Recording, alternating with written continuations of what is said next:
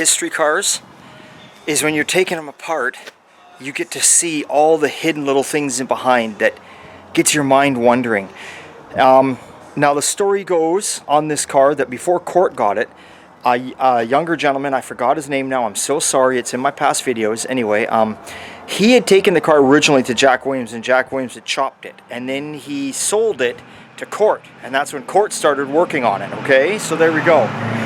Now I knew that back in the day that apparently when they're working on this car it was like a light blue, but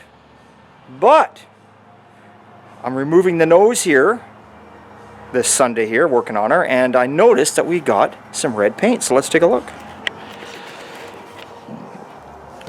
So there we go, so there's the nose. If you're out there watching Cort, I got her all off. I tell you, this sexy looking front end is going to look awesome on my 52 Chev hardtop.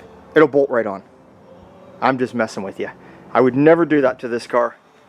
I'm keeping every nut, every screw, every fastener, everything. Even if I don't reuse it, I have to buy new stuff. Everything is going to be benched and put away in a separate little area in my shop.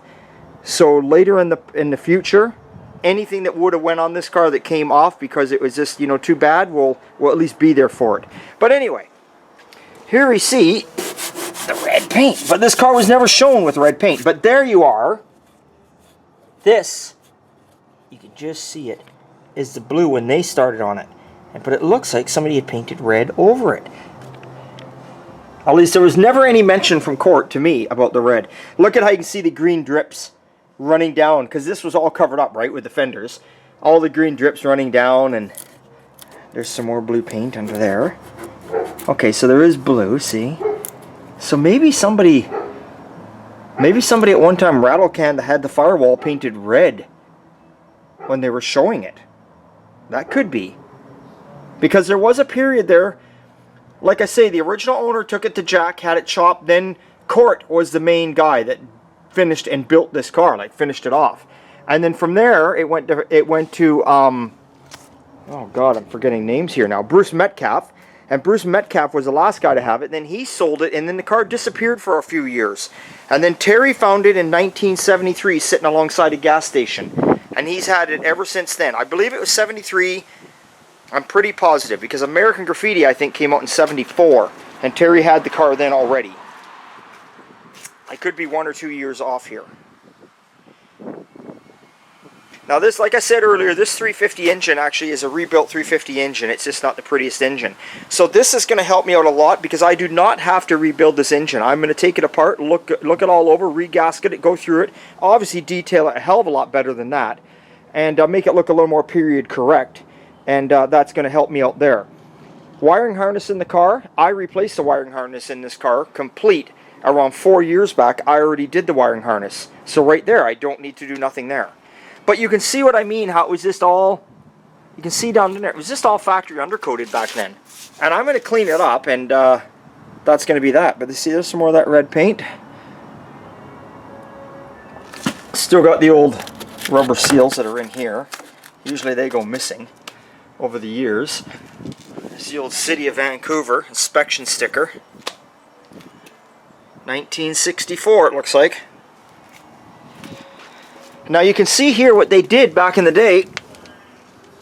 They got the old rubber biscuit mounts, much like a 55 Chevy, and they actually put in a proper cross member. On my 52 Chev, you can buy a kit that welds here, and then the biscuits just come off of it. They've actually put in a whole proper piece in here.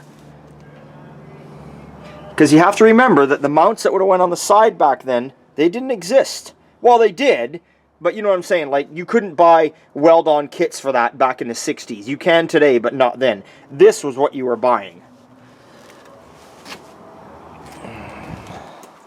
Any telltales on the, what's this? What is this? 3694961. No patches in the fenders. Fenders are rust-free. Another rust-free fender. We're going to take all this stuff down, the inner fenders, the rad support, all that. We're going to have that all blasted, and we're actually going to powder coat that a nice satin black. That's one of the things that was never, that's what I was saying to you earlier, that kind of stuff wasn't done back then, but we're going to do that. That little stuff doesn't hurt. Little things like that, I don't believe are going to change the car. Are we going to add power steering? No. Are we going to add disc brakes? No. Are we going to put an electric fan in it? Fuck no. This is how it was. This is how it'll stay. So, it wouldn't have had this fan on here. This big ugly 6-blade, we'll get rid of that. We'll put a proper intake on here with the oil filler tube on it like it would have had. We'll put the Corvette fin valve covers back on it. So we've got that apart. Let's get inside the car here. As you guys can see, there it is. Look at that shifter, eh? I talked to Cort about this car. He said that when he was driving it back in the day, he had shoved a 3-speed in there out of a truck, and first gear was so low it was unreal. You can only you'd start out and you'd be lucky at 5 miles an hour, you'd be shifting into second. Well, guess what? It's still the same transmission in this car. Are we going to change that? No, we're not. We're going to that transmission and the differential, which is a 55 Chevy 10-bolt in the back. I've got a good friend of mine. That's all he does. He's going to go through the transmission and the diff for me, and we're going to leave it. We're not upgrading anything on this car. This car is going to stay how it was. True to its name. Its name back then was Carried Away. Cort never did name the car. The magazine CarCraft did an article on it, and they called it Carried Away because Cort never meant for the car to get this carried away with all the modifications he did. But it did, and so they called it Carried Away. But anyway, there's a little update. We got the nose off it, got the front end off it. I'm going to continue working away here. So there you go, guys. There is an update on the old Chevy.